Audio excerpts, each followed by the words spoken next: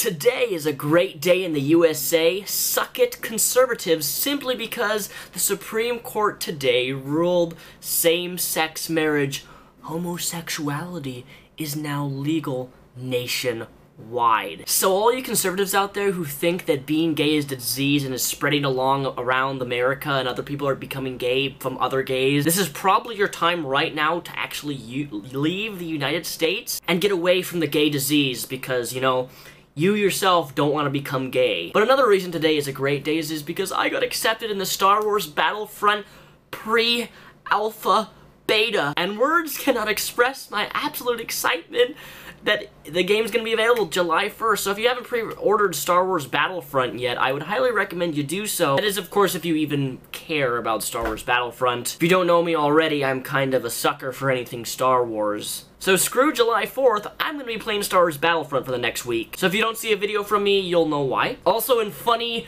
related conservative news, Bristol Palin is pregnant again with her second child out of wedlock, which is ironic considering that she's some statistics came out about how much she makes, and she makes roughly $250,000 to almost $500,000 per year giving speeches on abstinence. So I think it's only accurate that you speak on abstinence and why you shouldn't have sex out of wedlock and have children, yet here you are with your second child, writing on your blog about how God can get you through anything. Which, of course, he can do that for you perfectly fine. But imagining Jesus up there, God is very disappointed with you for speaking one thing and doing the other. Is that not what the Pharisees did? You preach a rule, you preach a standard, but then you go against that standard. That's known as hypocrisy, something Jesus spoke avidly against. Oh yeah, and Batman Arkham Knight was pulled off the Steam shop, which, to my surprise, was shocking, considering that I don't know many game developers or companies that actually pull a game off the selling shelf, because the PC platform was having so many issues. Which, of course, for me, actually, the game ran perfectly smooth after I unlocked the frame rate, but let's just say, any game that you buy should never be locked into 30 frames per second. There is no reason for game developers or game designers to do this, and when I first tried playing it, it did stutter a lot and it did jerk a lot with only being maxed to 30 frames. I went to config file, changed the file, whoop-de-fucking-do, it runs now buttery smooth for me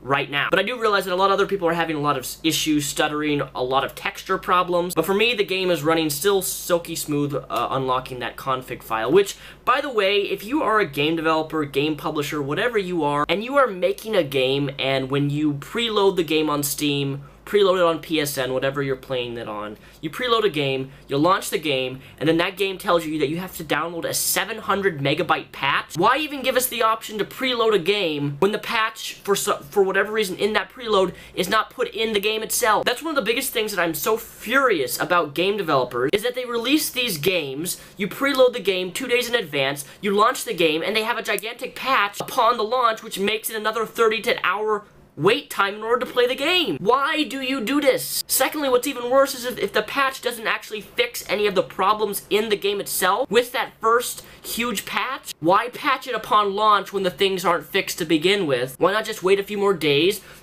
do a patch that fixed the locked FPS so people don't have to go in the configuration file, change it manually? And what's even more weird is that the port from Arkham Knight, the PC port that is actually downgraded graphics, which is the first time I've ever seen this happen, where a game came out for consoles and PC, and the game didn't look slightly better on PC. Well, today, consoles win. The game looks actually better, texture-wise, raindrops, all the environment stuff.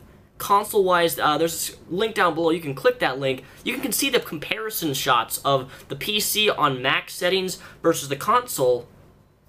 And I have to say that the consoles win in this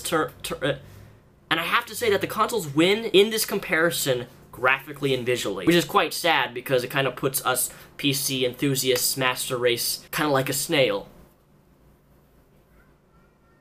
Anywho, ladies and gentlemen, thank you for watching this video. My name is Daniel Silsbach, also known as Mr. Repzion. I will be streaming today on Twitch, twitch.tv/Repzion, and I will be playing Star Wars Jedi Outcast. I managed to do a bunch of configuration editing and some research on how to figure out how to play the game at 1080p widescreen with high-res textures.